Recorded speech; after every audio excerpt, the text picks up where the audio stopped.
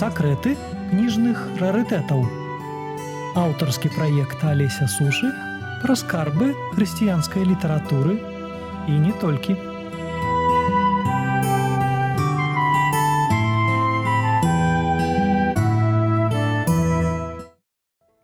Хвала Хрысту!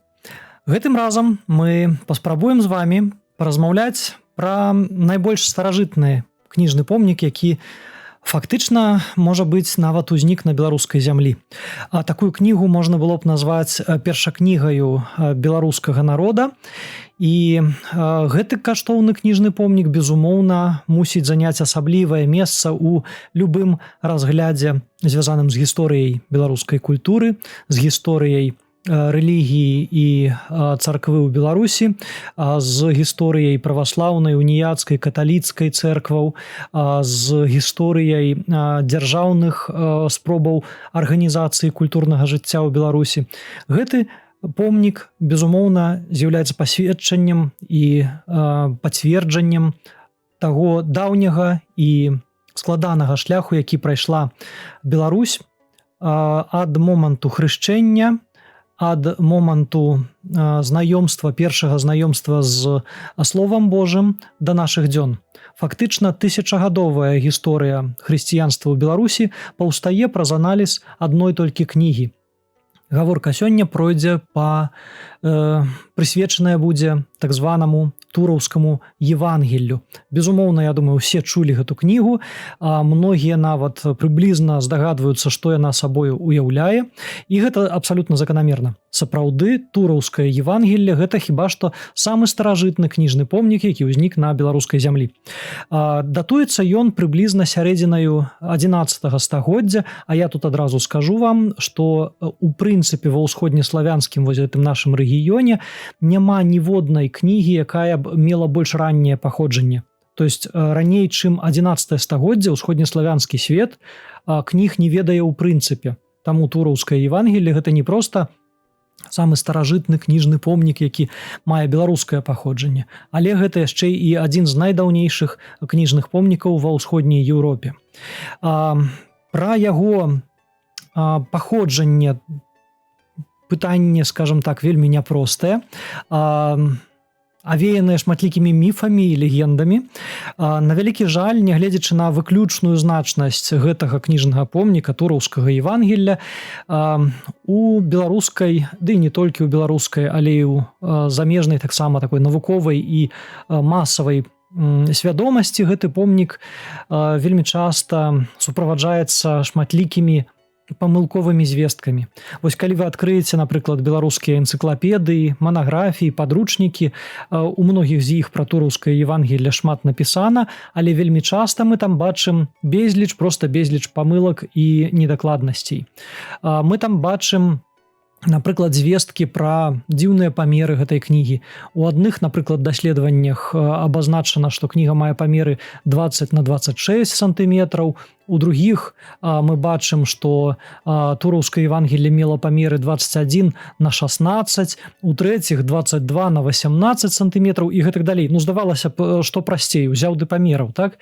Але вось нават у навуковых сур'ёзных трактатах мы бачым такія разыходжанні. Тое ж тычыцца нават, здавалася б, таксама відавочнага пытання пра аб'ём кнігі, колькі ў ёй аркушаў ці старонак. І на вялікі жаль, гэтых пытанняў ці недарэчнасцей вельмі шмат.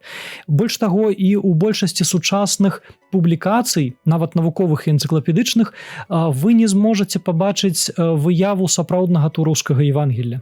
Вось, здавалася, першая кніга беларускага народу, самы каштоўны наш кніжны помнік, надзвычай важны артефакт, але выявы і ў інтэрнэце, ў Вікіпедыі, і ў энцыклапедыях, і ў падручніках не звязаныя з гэтым помнікам непасрэдна.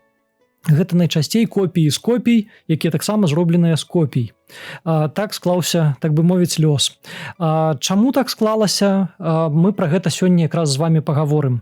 Я сёння не хацеў бы расказваць пра вельмі складанае пытанне, чаму мы лічым гэту кнігу першакнігаю, то есть выданнем ці не выданнем, дакладней рукапіснай кнігаю 11 стагоддзя.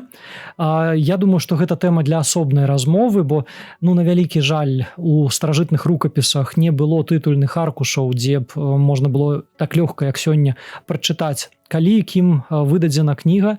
Старажытныя рукапісы вельмі часта зусім маглі не мець аніякіх выходных звестак, і мы па толькі знешніх нейкіх ускосных сведчаннях можам здагадацца, што гэта кніга вось такога ці іншага часу стварэння. І нярэдка гэта сапраўднае дэтэктыўнае даследаванне. Тое ж тычыцца вось тураўскага Евангелля. Толькі вось правёўшы такое дэтэктыўнае расследаванне, мы можам сёння казаць, што гэта рукапіс 11 стагоддзя. Я прапаную, можа быць, наступным нават разам мы такое разам з вамі зробім дэтэктыўнае даследаванне. Вось проста навучымся, як адрозніваць рукапісы таго ці іншага часу, як можна, вось не маючы ніякіх прамых указанняў, зразумець, што гэта кніга паходзіць з таго ці іншага часу. Што ж, а сёння я хачу спыніцца толькі на адным, але вельмі складаным і пры гэтым вельмі цікавым пытанні пра лёс тураўскага Евангелля. Вось чаму мы так шмат павінны б ведаць і славіць гэты слаўны рукапіс, але амаль нічога пра яго, на вялікі жаль, не ведаем. Чаму так шмат памылак? Галоўная, мне падаецца, тут праблема якраз у тым, што беларусы амаль не маюць магчымасці пабачыць арыгінал. Арыгінал гэтай старадаўняй кнігі захоўваецца не ў Беларусі, у Літве, у бібліятэцы ў рублеўскіх літоўскай акадэміі навук, таму я вось перад вамі не магу паказаць зараз арыгінал. Я меў магчымасць некалькі разоў працаваць з гэтым арыгінальным рукапісам, даволі добра яго ведаю, і праз тыя фота і відэаматэрыялы, которые ў мяне ёсць, я б хацеў з вами падзяліцца некаторымі сваімі разважаннямі. Я просто гарантую, што гэта можа аказацца цікава. Таму сёння мы пагаворым менавіта пра лёс тураўскага Евангелля, пра тое, што гэта за кніга, вось як яна выглядае, што сабой уяўляе, ці сапраўды ад яе засталося толькі 10 аркушаў, ці планавалі гэту кнігу спаліць. Ёсць і такая абсалютна ўпэўненая версія, што гэтую кнігу знайшлі ў скрынцы з-пад вуголля і, верагодна, планавалася, што яна пойдзе проста на растопку ў нейкай печцы.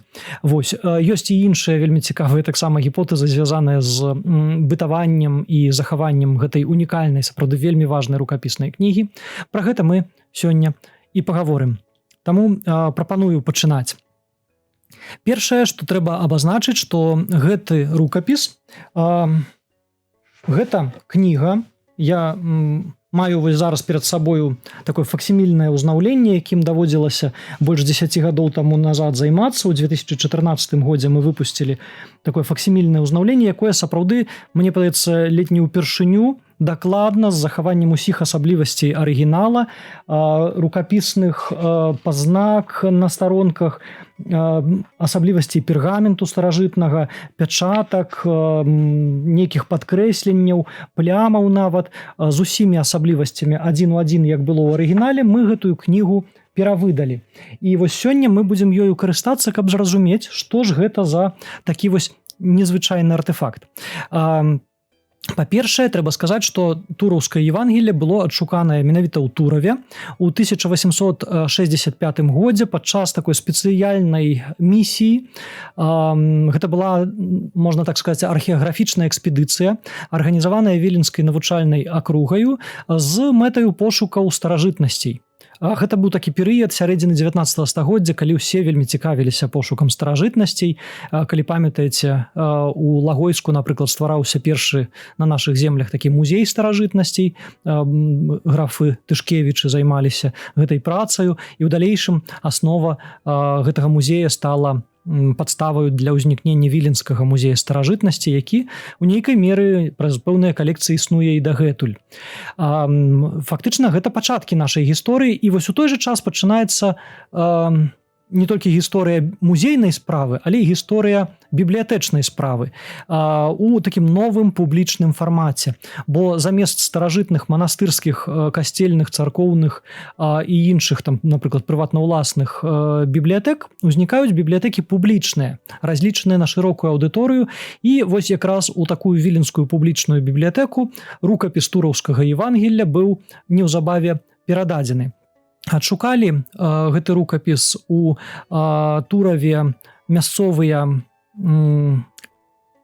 дзеячы, верагодна, пры падтрымцы тураўскага благачыннага Лісіцкага, прадстаўнікі вось гэтай віленскай навучальнай акругі, 2 настаўнікі, ці можа быць толькі адзін з іх, Нікадзім Сакалоў, магчыма, пры удзеле знакамітага таксама мастака і выкладчыка віленскай гімназіі Васіля Гразнова, адшукалі вось гэты рукапіс. Заўважылі яго каштоўнасць і адразу перадалі яго ў Вільню разам з некалькімі іншымі таксама адшуканымі ў Тураве, старажытным вось гэтым горадзе на тэрыторыі паўднёвай Беларусі, на захаванні і даследаванні. Рукапіс, безумоўна, адразу ж прыцягнуў увагу, пабачылі свет адразу некалькі публікацый, хромалітаграфія, такое каляровае выданне, так бы мовіць, таго часу, наколькі гэта можна было зрабіць. Вы разумееце, на той час вось такі сучасны друк не існаваў, да, як можна сфотаграфаваць на тэлефон ці на камеру прафесійную і надрукаваць вось у сучаснай кнізе. Таму была зробленая іншая трошкі праца, уручную была створаная копія асобных па адной старонак тураўскага Евангелля.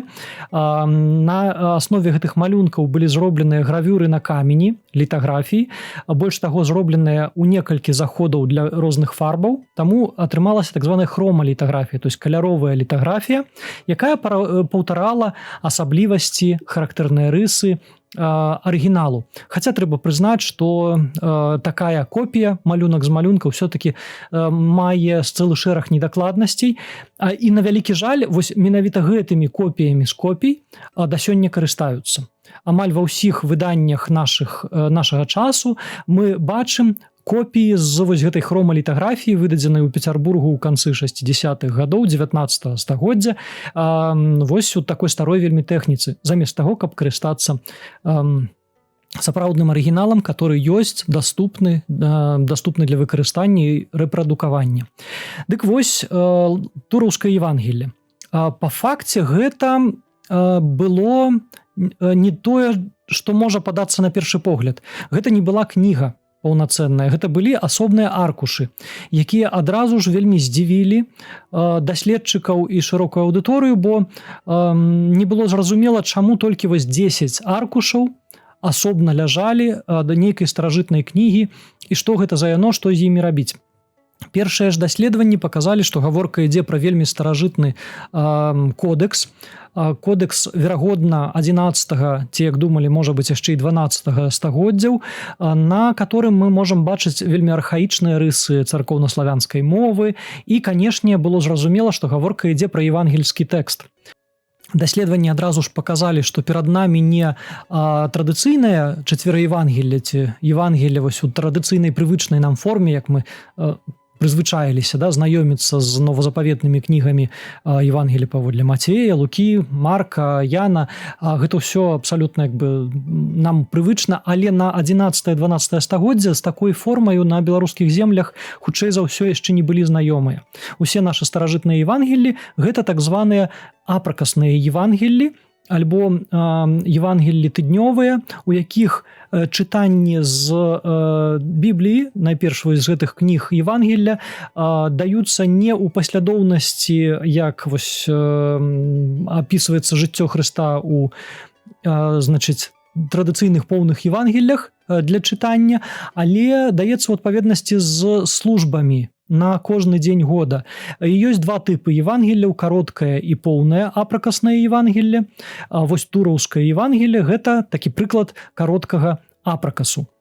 Што гэта значыць? Гэта значыць, што у ім вось гэтыя евангельскія тэксты даюцца у пачатковай частцы ад Вялікадня да Духава дня на кожны дзень тыдня, а ўжо пасля яго і да Вялікага посту толькі на суботу і нядзелю ёсць евангельскія адпаведныя чытанні. Вось. Калі па шчырасці, то пераважная большасць старажытных евангелляў на тэрыторыі ўсходняй Еўропы гэта менавіта вось такія кароткія апракасныя Евангеллі. Тураўскае Евангелле таму не выключэнне, гэта класічны прыклад, і больш таго даследчыкі кажуць, што можа быць гэта была самая першая кніга, якая стала вядомая вось нашым продкам. То есть вельмі можа быць, што Евангелле як ці не найважнейшая кніга ў хрысціянскай традыцыі, кніга патрэбная ў кожным храме, кожнаму святару. Яна стала ці не першай перакладзенай на царкоўнаславянскую мову, яшчэ можа быць нават братамі Кірылам і Мефодіем. І дакладна адной з першых, ці можа першай была з тых, што трапілі на ўласна вось беларускія, рускія, украінскія землі, землі ўсходняй Еўропы. Такім чынам, тураўскае Евангелле гэта вось фрагмент, 10 аркушаў, толькі 10 аркушаў кароткага апракасу. Які быў пачатковы склад рукапісу, мы можам толькі здагадвацца. Вось захавалася 10 аркушаў. Чаму 10? Вот важнае пытанне. І што яны сабою уяўляюць? Два першыя аркушы гэтай кнігі гэта тэксты з першай часткі. Вось тое, што я казаў, ад Вялікадня да Духава дня. Фактычна, гэта нават адзін аркуш складзены папалам. Вось ён. Ён, адпаведна, налічвае 4 старонкі ці 2 аркушы. Гэта, так бы мовіць, адзін сшытак. Другі сшытак – гэта яшчэ 8 аркушаў, альбо 4 вялікія складзеныя папалам, у адзін сшытак таксама аркушы. Што мы тут бачым і на падставе чаго можна казаць, рабіць нейкія высновы? Вось это другая частка, адпаведна, другі сшытак паходзіць менавіта ўжо з другой евангельскай часткі апракаснай. То есть мы бачым 2 фрагменты адной пачатковай арыгінальнай старажытнай кнігі з розных яе частак. І, безумоўна, было даследаванняў шмат прысвечаных таму, чаму ж вось гэтыя 10 аркушаў захаваліся. Можа быць, спалілі ўсе астатнія проста ў печцы, а гэта тое, што не паспелі спаліць.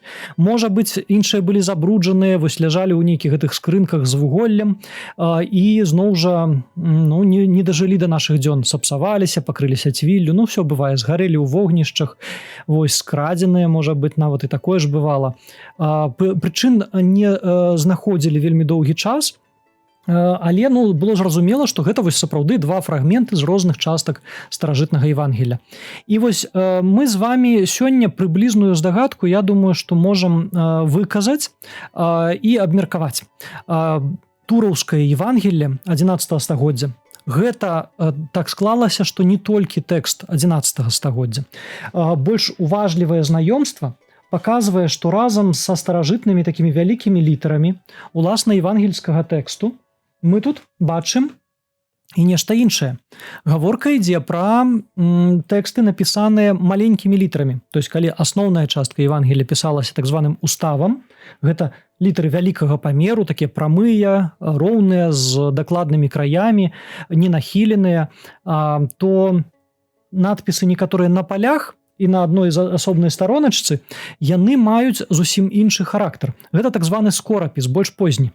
Гэтыя запісы датуюцца пачаткам 16 стагоддзя, і яны створаныя былі на старонках, адпаведна, тураўскага Евангелля пазней.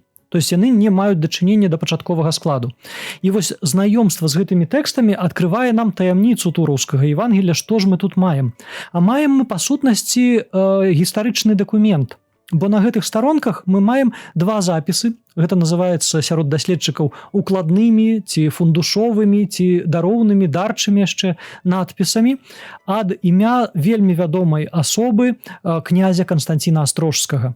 Гэта той самы вядомы вялікі гетман Вялікага княства літоўскага, віленскі кашталян і троцкі ваявода, пераможца ў 60 розных бітваў. Ён жа вядомы мецэнат, які падтрымліваў самыя актыўныя канфесійныя працэсы на беларускіх землях. Ён заснаваў многія храмы на беларускай зямлі. І вось, як бачым, ён мае дачыненне да тураўскага Евангелля. Вось гэтыя запісы, пра которые я кажу, датуюцца 1508 годам, другі 1513 годам. І якраз у 1508 годзе князь Канстанцін Астрожскі атрымлівае ў свае ўладанні горад Тураў і навакольныя землі. І вось, калі уважліва пачытаць гэтыя тэксты, напісаныя на старабеларускай мове, то мы павінны зразумець, што тут мы бачым фактычна юрыдычны акт. На старонках Евангелля князь гетман піша, што ён ахвяруе на карысць мясцовай праваражэнскай тураўскай царквы, у каталіцкай традыцыі гэта царква ў гонар перамянення пана, так? І Ён ахвяруе на карысць гэтай праабражэнскай старажытнай царквы ў Тураве цэлы шэраг сваіх уласных маёмасцей. Вот я працытую дакладна. У запісе, напрыклад, за 2 мая 1508 года на адвароце 6 аркуша засведчана, што князь Астрожскі разам са сваёй жонкаю і сынам надалі есма в Тураве і запісалі ў Евангеллі ка церкві Божай к преображенню Господа Бога і Спаса нашага Ісуса Христа, надалі есма сад з пасекаю і поле з сенажацьмі. На імя свяшчэннікаў Мітрафана і Матвея вечна і навекі непарушна. Такім чынам мы бачым такі дарчы запіс. Тое самае мы бачым вось і на адвароце другога аркуша. За 1513 год зноў жа князь Астрожскі перадае у ахвяру тураўскай праабражэнскай царкве вялікія новыя і пацвярджае старыя уладанні. Трэба прызнаць, што для Беларусі сама практыка надання вось такога ахвяравання, яна традыцыйная. У старажытнасці, у Вялікім княстве літоўскім храмы на нашых землях не мелі там дзяржаўнага датавання, а існавалі ў вельмі цеснай сувязі з сваёй парафіяй, са сваім прыходам, атрымлівалі грошы альбо ад парафіянаў, альбо ад мецэнатаў, спонсараў, тых фундатараў, которые валодалі навакольнымі землямі, напрыклад, альбо прыходзілі на малітву ў той ці іншы храм. І вось тут перад сабой мы бачым якраз такое ахвяраванне. Некалькі можа кагосьці здзівіць, што ў старажытным Евангеллі, значыць, на старонках вось гэтай унікальнай каштоўнай кнігі 11 стагоддзя праз 4 стагоддзі князь просто на старонках Евангель, да, сярод святога пісання ён пачынае выпісваць свае нейкія вот гаспадарчыя там пра сенажаці, пра пасекі, дары, да, вот распісваць. Трэба адразу ж сказаць, што нічога тут дзіўнага няма. Якраз на землях Беларусі, Украіны і Балканаў гэта была вельмі распаўсюджаная практыка. У так званых напрастольных Евангеллях, то есть которые ляжалі непасрэдна пасярод храма падчас службы набажэнства, то менавіта ў гэтую кнігу, самую важную, самую каштоўную для храма, упісваліся вось падобныя ахвяраванні. Мы іх бачым і ў старажытным полацкім Евангеллі, і ў, напрыклад, лаўрышаўскім Евангеллі 13 стагоддзя, такія ж самыя ахвяраванні, проста пасярод евангельскага тэксту. І бачым гэта вось у тураўскім Евангеллі. Такім чынам вы можаце разумець, што гэта не было нейкім парушэннем традыцыі, наадварот, гэта адпавядала нашай мясцовай традыцыі. Фактычна мы маем у дадзеным выпадку такое абяцанне перад Господам, перад святымі з боку мецэната, што ён навекі вечнае перадае тую ці іншую уласнасць гэтаму храму. І ў нейкай меры такое ахвяраванне ў Евангеллі было нават больш, можа быць, юрыдычна моцным, чым нейкі дарчы вось фундушовы ліст, у которым, як у юрыдычным дакуменце, запісваліся гэтыя ж ахвяраванні. І мы ведаем дакладна, што часам падобныя запісы ў Евангеллях, так званыя укладныя запісы, маглі паўтарацца і ў выглядзе асобнага акта, афіцыйна юрыдычна запоўненага так званага фундуша, а маглі і не быць. Каштоўнасць вось падобных запісаў у тым яшчэ, што яны вельмі часта рабіліся ўласнаручна самім фундатарам. То есть калі акт дарчы, вось нейкі фундуш так званы, найчасцей запісвалі пісцы, то есть адмыслова вось навучаныя разумныя людзі, которые умелі прыгожа пісаць, і з вуснаў, напрыклад, князя маглі запісаць усё, што ён каму, калі, куды ахвяруе, то вось запісы у напрастольных Евангеллях вельмі часта рабіліся уласнаручна альбо як мінімум пры непасрэдным удзеле ахвярадаўцы.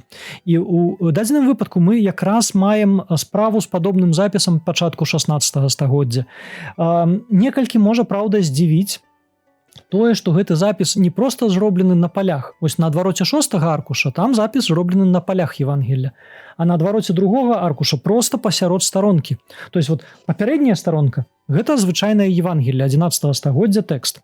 А вось адварот гэтай староначкі, да, абсалютна іншы, там мы бачым шмат літар, напісаных скоропісам 16 стагоддзя, дзе князь нешта ахвяруе. Тэкст Евангелля перад тым перарываецца фактычна на палове слова. Там ідзе тэкст Евангелля паводле Яна з 12, калі не памыляюся, главы, і вось просто пасярод слова перарываецца гэты тэкст, а потым ідзе вось гэты укладны запіс 16 стагоддзя на адвароце. Дзіўная вельмі сітуацыя, і тут у нас ёсць як бы дзве версіі. Першая версія звязаная з тым, што можа быць гэтая старонка была пустая. Чамусьці яна была пакінутая пустою, напрыклад, для магчымага малюнка. Мы ведаем, што старажытныя Евангеллі пісаліся вось спачатку пісцамі альбо пісарамі ці перапісчыкамі, а потым маглі прафесійныя мастакі-ілюмінатары ствараць адпаведныя выявы, якія ўпісваліся ў тэкст кнігі. І часам бывала так, што мастакі проста не даходзілі па нейкай прычыне да гэтай сваёй працы. Напрыклад, у лаўрышаўскім Евангеллі частка таких мініяцюр зроблена, а частка просто пакінутае пустое месца. І на гэтым пустым месцы сапраўды пазней пачалі з'яўляцца такія укладныя запісы. Так магло быць і з турускім Евангеллем. А можа быць усё значна горш. І тут тады страшная гісторыя пачынаецца, бо вельмі можа аказацца так, што адмыслова, каб зрабіць вось гэты дароўны надпіс на старонках тураўскага Евангелля, тэкст святога пісання быў выцерты, змыты. Так званы мы маем тут палімпсест, калі старажытны тэкст з пергаменнага аркушу змываецца, а гэта можна зрабіць, гэта не папера, куды фарба як бы упітваецца вельмі моцна ў сярэдзіну. Гэта пергамен, такі блішчастая скура, фарбу ці атрамант, чарнілы можна змыць з гэтай старонкі, і так часта рабілася ў старыя часы. Напрыклад, вельмі часта бралі старыя грэчаскія кнігі, тэкст змываўся, і наверх пісаўся царкоўнаславянскі тэкст вось на нашых, напрыклад, землях. Такія ёсць прыклады. Вельмі можа быць, што тут адбылася вось менавіта такая гісторыя. Мы бачым, што тут праглядаюць нібы фрагменты старажытнага тэксту, брудныя вельмі сляды недзе ад кінавары, ад такой чырвонай фарбы ці ад старажытнага атраманту. То есть вельмі можа быць, што нехта, не думаю, што князь, можа быць святары вось тыя згаданыя тураўскія, можа быць нехта са слугаў князя, а зрабілі такое, спрэчнае на наш сённяшні погляд дзейства, змылі фрагмент ці частку евангельскага чытання і на ўвесь аркуш запісалі вось гэты дарчы ці дароўны запіс. Трошкі дзіўна, праўда, выглядае, але, бачыце, вельмі можа быць, што менавіта так адбылося. У далейшым пад гэтымі абодвума запісамі 1508 і 1513 гадоў з'явіліся каментары пазнейшыя. 1782 года аб тым, што гэтыя запісы былі прадстаўленыя ў пінскім земскім судзе. То есть мы бачым, што фактычна гэтыя запісы як сапраўдны юрыдычны акт, дагавор, абяцанне, дарэння, фактычна быў выкарыстаны ў пінскім земскім судзе як вось такое матэрыяльнае фізічнае пацверджанне факту дарэння. Справы такія былі вельмі характэрнымі і тыповымі.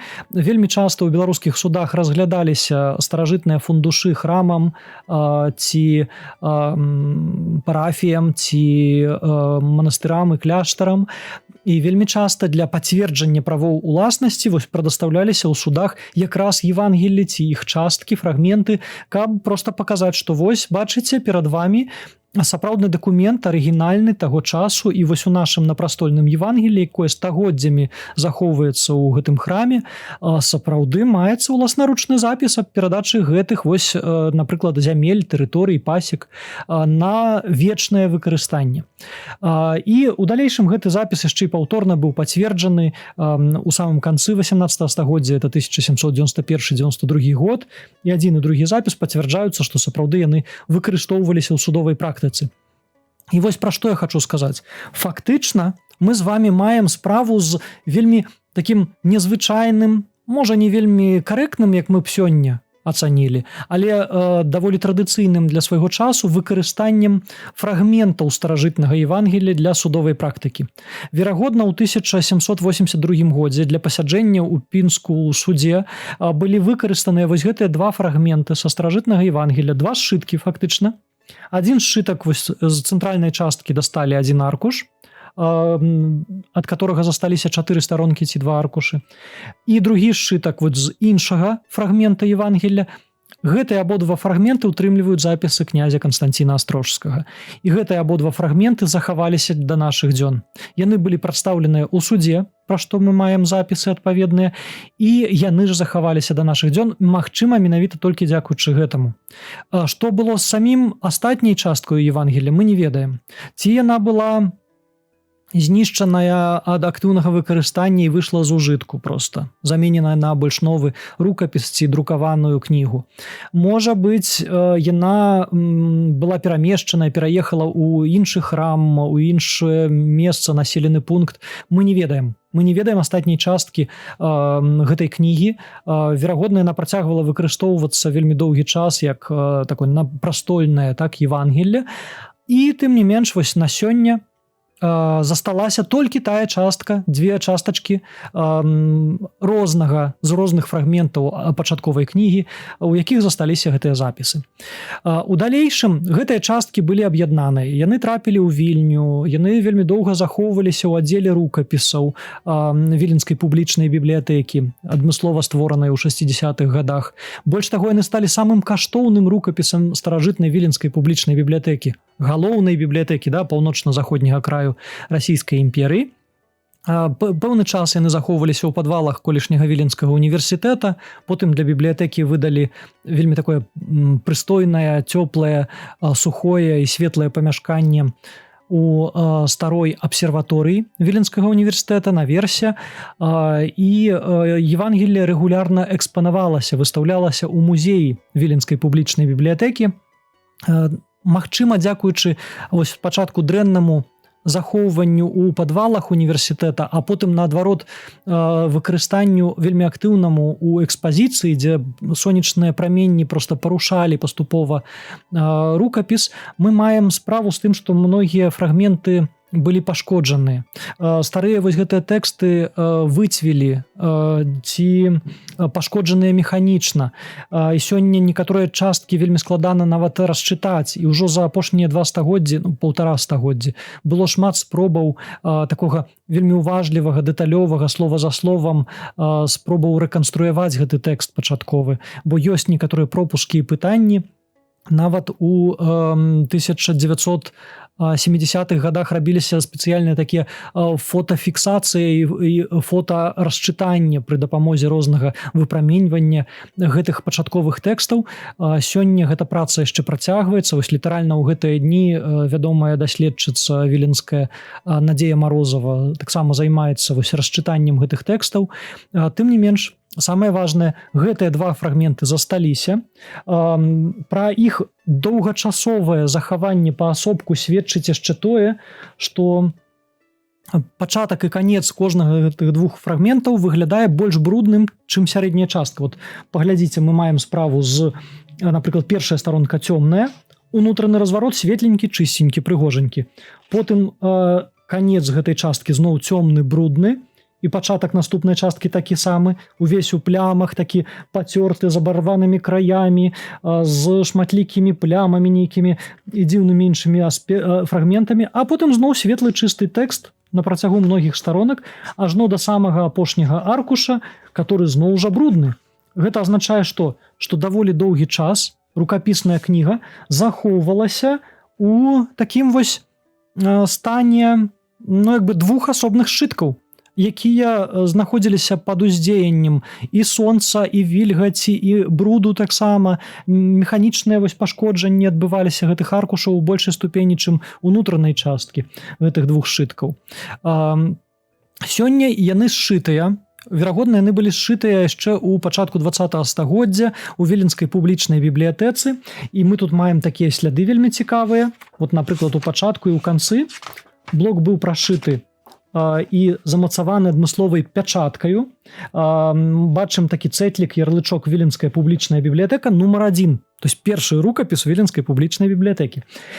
І пячатку часовай камісіі для кіравання і ўпарадкавання Віленскай публічнай бібліятэкі і музея з пазнакамі Дмітрия Даўгялы, вядомага беларускага архівіста і гісторыка, які ў гэтым працэсе ўдзельнічаў. І з таго часу кніга, скажам, пражыла яшчэ непростае жыццё, яе пераплялі ў такую новую аправу, яе памянялі, яе удасканалілі, скажем так, нейкія моманты адрамантавалі і адрэстаўравалі, і сёння Тураўскае Евангелле гэта, безумоўна, тое, што можна назваць кнігаю, бо гэтыя 10 аркушаў ляжаць у такой новай аправе, у пераплёце. Гэтыя 10 аркушаў замацаваныя разам, створаныя ўсе ўмовы, каб кніжка гэта выглядала архаічна, бо для яе была ўжытая такая спецыяльная новая, фактычна, спроба стварэння аправы а-ля старына. Вось. І тым не менш захавалася шмат легендаў і паданняў, спрэчных, паўтаруся, выказванняў. Многія з іх мы можам прыблізна здагадацца. Напрыклад, тая ж версія пра тое, што гэта Евангелле было знойдзена ў скрыне з вуголлем, хутчэй за ўсё з'яўляецца легендаю. Мне так падаецца, што гэту легенду у свой час прыдумаў Вацлаў Ластоўскі, ствараючы знакаміты свой такі фундаментальны трактат «Гісторыя беларускай крыўскай кнігі» у 1926 годзе. І ў самай старой частцы свайго вось гэтага даследавання, дзе гаворка ідзе пра 11 стагоддзе, Вацлаў Ластоўскі прыводзіць найперш якраз вось Тураўскае Евангелле. Тут ёсць вот і старонка адна з, і Ластоўскі піша, што Тураўскае Евангелле 11 стагоддзя адкрыта ў Тураве Гразновым, што цікава, што хутчэй за ўсё памылкова, які знайшоў яго ў скрынцы з вугалямі ў 1860-х гадах і перадаў у Віленскую публічную бібліятэку. У далейшым гэта версія, гэта легенда распаўсюдзілася, і сёння ў вельмі многіх публікацыях мы бачым, што такой вот у скрынцы з вуголлем у праваслаўнай, можа, царкве, значыць, захоўваліся фрагменты старажытнага Евангелля. Уявіць сабе, што ў храме тапілі печ старонкамі з Евангелля, мне падаецца, цяжка і не зусім карэктна. У нас ёсць шмат легендаў пра паленне кніг у Беларусі. У большасці гэта міфы. І ў дадзеным выпадку хутчэй за ўсё таксама, бо няма іншых ранейшых крыніц пра нейкае там паленне, пра напрыклад, скрынку з вуголлем. Хутчэй за ўсё Вацлаў Ластоўскі трошкі прыхарошваў ці ствараў нейкі прыгожыя, прывабныя, як яму, можа, падавалася, легенды пра вось гэты каштоўны рукапісны трактат, беларускі твор такі, артэфакт айчыннай культуры. Паўтаруся, сёння мы маем магчымасць пабачыць арыгінал. Ёсць цудоўныя сканы і фотаздымкі. Мы іх вось зараз вам таксама максімальна ў межах гэтай сустрэчы спрабавалі паказваць. Зробленыя факсімільныя ўзнаўленні. Вось перада мною якраз такія дзве версіі такой працы. У 2014 годзе выйшла факсімільнае ўзнаўленне ў нацыянальнай бібліятэцы. Вось дзве версіі. Мне давялося тады, пашанцавала, працаваць у межах гэтай ініцыятывы. І сёння мы маем магчымасць вось старонка за старонкаю даследаваць, вывучаць і бачыць знакаміты артэфакт, які з'яўляецца сапраўднай святыняй беларускага народу, які сведчыць пра багацце хрысціянскіх традыцый на нашых землях. Нездарма мы Тураўскае Евангелле маем сёння на беларускіх банкнотах. Дарэчы, паглядзіце, пашукайце, да, на якой купюры, можа, знойдзеце менавіта Тураўскае Евангелле. Тураўскае Евангелле ёсць ва ўсіх нашых амаль што энцыклапедыях і слоўніках, прысвечаных культуры, пісьменству, літаратуры. Тураўскае Евангелле паўстае ў школьных праграмах, у навуковых і навучальных праграмах, курсах. Так ці іначай, гэта святыня. Вельмі важная святыня самага ранняга, самага пачатковага этапу гісторыі хрысціянства на беларускіх землях. І, безумоўна ж, гэты помнік мусіць быць вядомы і бачаны нашымі грамадзянамі. Мы павінны ганарыцца нашай спадчынай, ведаць пра яе і звяртацца да яе вось у выглядзе хаця б факсімільнага ўзнаўлення, а па магчымасці, безумоўна, бачыць і арыгінал на выставах, на тых ці іншых культурных імпрэзах, бо, дзякуй Богу, гэты помнік жывы, ён ёсць з намі, і ён пра вельмі шмат што можа нам распавесці ў айчыннай гісторыі. Дзякуй і да новых сустрэч!